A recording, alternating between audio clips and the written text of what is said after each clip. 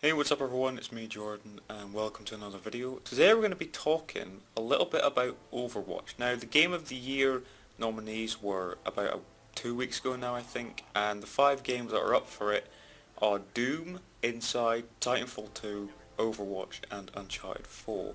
Now while Uncharted 4 seems to be quite the favourite to win this year, I want to talk quickly about Overwatch and how I think it could possibly, I'm not saying it will, but it could possibly be Game of the Year. And I want to talk about if it is actually worthy of being Game of the Year. So let's talk a little bit about Overwatch. It was developed by Blizzard Entertainment, who are the guys who made World of Warcraft and Diablo and StarCraft. A lot of people will probably remember like Diablo 3 and the fact that that game took 11 years to release, and even when it came out it was considered disappointing and a letdown.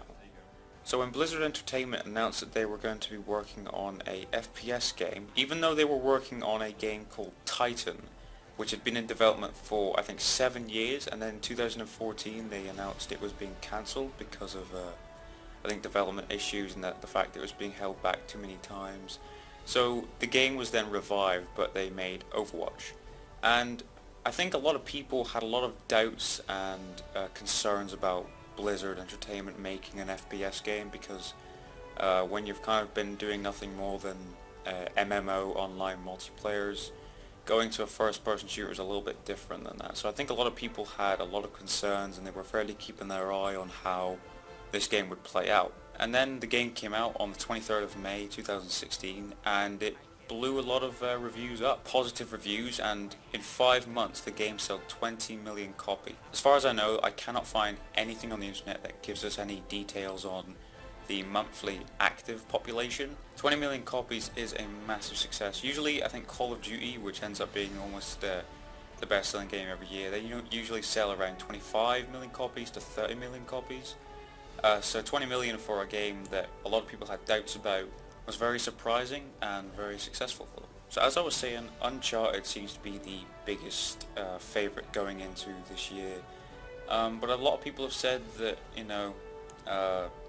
often those kind of games do win Game of the Year. Like last year, I think it was no surprise that The Witcher 3 was the Game of the Year. And I think usually big games like The Witcher and Uncharted, those games will always be more popular with the Game of the Year awards. And even though Overwatch seems like it was a great game, there is still a lot of things that it didn't get right, and Uncharted and other games even on the list for this year's Game of the Year overshadow it.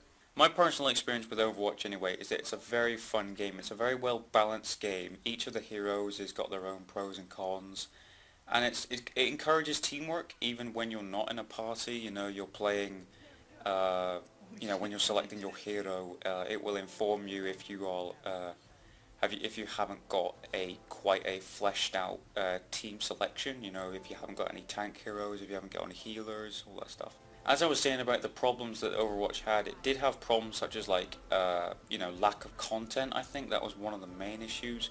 Like there was no such thing as a campaign in this game. It's just a multiplayer only. And it's kind of annoying because they have, very much like the first Titanfall, when everyone was kind of expecting there could be some very well fleshed out campaign in this type of universe, but they did make a campaign, they made like a storyline for the game, but it wasn't a campaign. It was just like cinematics and stuff, and it was kind of annoying because in this kind of universe they couldn't really do a lot with that, and it's disappointing. So if there ever happens to be an Overwatch 2 or even just like a game update, a massive game update with a campaign, that would be awesome, but they didn't kind of get around to that. And not to mention as well, the game was like a full price new game, like £40 in the UK, at least in the US I think that's $60 I believe. So yeah, it was a full priced game for a game that could have been easily half that.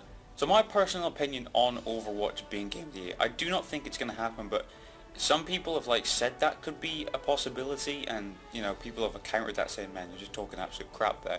But I do believe if it's not Uncharted, I do think Overwatch is the most likely to beat that game. I wouldn't be surprised at all if Overwatch didn't win Game of the Year, but I do believe Uncharted 4 does have the biggest chance of winning because a lot of people who love that series are regarding that game as the best in the series, which is kind of surprising because I think Uncharted 2 was probably one of the best games of its generation, period. In conclusion, Overwatch I don't think will be Game of the Year, but a lot of people have said it. I thought it's been quite a topic that's been discussed on social media and Reddit and stuff. So I thought I'd just put my little opinion in there and give you guys an idea of what I think, and tell me your thoughts in the comments, because Game of the Year isn't far away now, or the Game Awards.